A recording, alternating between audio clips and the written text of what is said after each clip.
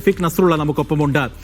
ഷെഫീഖ്, ആദ്യം തന്നെ പറയട്ടെ, ഷെഫീഖ് ഇപ്പോൾ നിൽക്കുന്ന ചെമ്മനാട് പഞ്ചായത്ത് 24-ാം വാർഡ്, അതായത് GLP സ്കൂൾ ചെമ്മനാട് ഈസ്റ്റ്, ഈ സ്കൂള് ഷെഫീഖിന്റെ സ്വന്തം സ്കൂൾ ബൂത്താണ്. അപ്പോൾ ഷെഫീഖ് വോട്ട് ചെയ്തോ?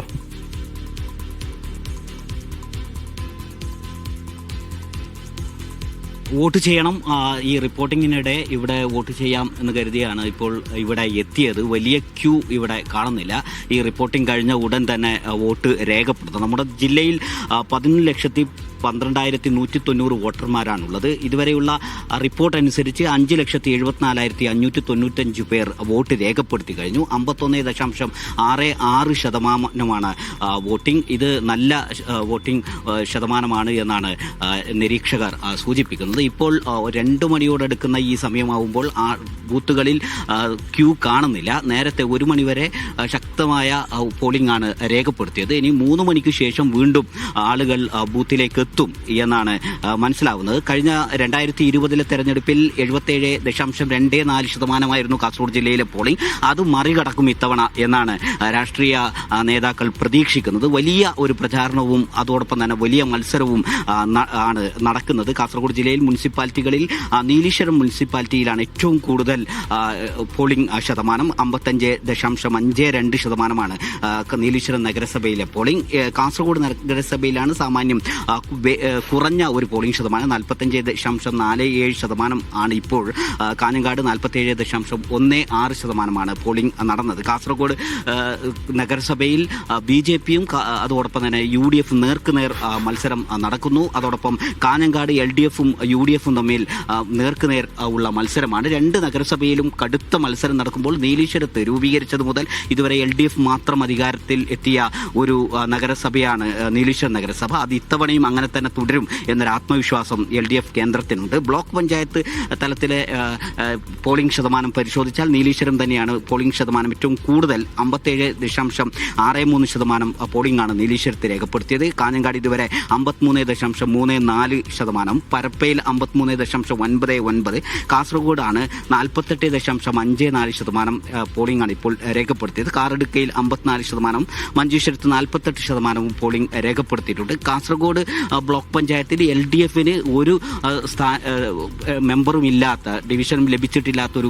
ബ്ലോക്ക് പഞ്ചായത്താണ് എന്നൊരു പ്രത്യേകതയുണ്ട്.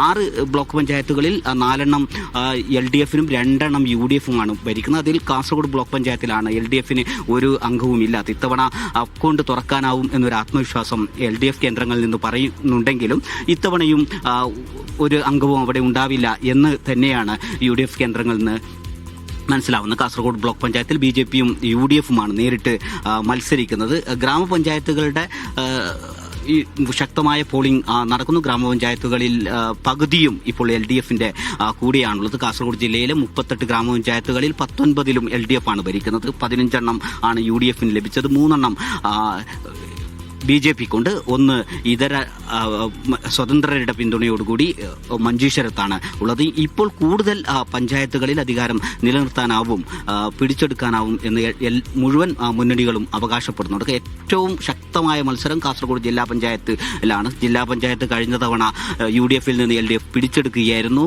17 ഡിവിഷനുകളിൽ ആദ്യം തുല്യ ഡിവിഷനുകളുടെ പിന്തുണയാണ് ഉണ്ടായിരുന്നെങ്കിലും UDFിൽ നിന്ന് LDFിലെത്തിയ സ്വതന്ത്ര അംഗത്തിന്റെ പിന്തുണയോടുകൂടിയായിരുന്നു കാസർഗോഡ് ജില്ലാ പഞ്ചായത്തിൽ ഭരണം നേടിയത്. അത് ഇത്തവണ UDFന് തിരിച്ചു പിടിക്കാനാവും എന്നൊരു ആത്മവിശ്വാസം അവർ ഉണ്ട്. ആ രൂപത്തിൽ വലിയ മത്സരം കാസർഗോഡ് ജില്ലാ പഞ്ചായത്ത് ഡിവിഷനുകളിൽ വലിയ മത്സരം തന്നെയാണ് കാഴ്ചവെക്കുന്നത്. പുതുതായി ഒരു ഡിവിഷൻ കൂടി ഇത്തവണ 18 ഡിവിഷനുകളുണ്ട്.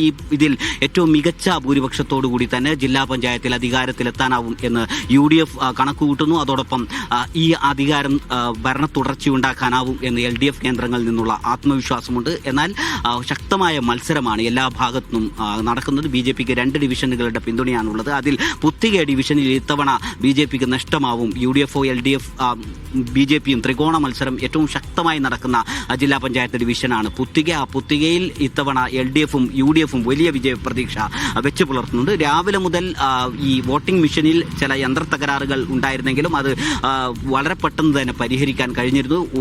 2 മണിക്കൂറോളം അങ്ങനെ നഷ്ടപ്പെട്ട ചില ബൂത്തുകളുണ്ടെങ്കിലും അല്പസമയം കൊണ്ട് തന്നെ ഈ വോട്ടിംഗ് മെഷീനിലെ തകരാറുകൾ പരിഹരിച്ച് മുന്നോട്ട് പോകാൻ സാധിച്ചിട്ടുണ്ട്. അങ്ങനെ 15 ബൂത്തുകളിലാണ് യന്ത്ര തകരാറുകൾ റിപ്പോർട്ട് ചെയ്തിട്ടുള്ളത്. അക്രമ സംഭവങ്ങളൊന്നും തന്നെ കാര്യമായി കാസർഗോഡിന്റെ ഇവിടെയും റിപ്പോർട്ട് ചെയ്തില്ല. ബേക്കൽ ഫിഷറി സ്കൂളിന്റെ ബൂത്തിന് പുറത്ത് കൂടി നിൽക്കുകയായിരുന്ന രാഷ്ട്രീയ പാർട്ടികളുടെ പ്രവർത്തകരെ പോലീസ് വിരട്ടി ഓടിച്ചു എന്നൊരു സംഭവം ഒഴിച്ചാൽ മറ്റനിഷ്ട സംഭവങ്ങളൊന്നും ഉണ്ടായിരുന്നില്ല. ബദിയടുക്ക ജില്ലാ പഞ്ചായത്ത് ഡിവിഷനിലെ LDF സ്ഥാനാർത്ഥിയുടെ വീട്ടുമുറ്റത്ത് 4 നാടൻ ബോംബുകൾ കണ്ടെത്തിയിരുന്നു. അതിൽ നിന്ന് ഒന്ന് പൊട്ടിത്തെറിച്ച് ഒരു നായക്ക് പരിക്കേറ്റതോടുകൂടിയാണ് ഈ സംഭവം അറിഞ്ഞത്. സംഭവത്തിൽ പരിശോധനകൾ നടക്കുന്നുണ്ട്. മറ്റ് പ്രദേശങ്ങളിലൊന്നും തന്നെ അക്രമ സംഭവങ്ങളൊന്നും റിപ്പോർട്ട് ചെയ്തില്ല. സമാധാനപരമായാണ് കാസർഗോഡ് ജില്ലയിൽ ഇപ്പോഴും പോളിംഗ് പുരോഗമിക്കുന്നത്.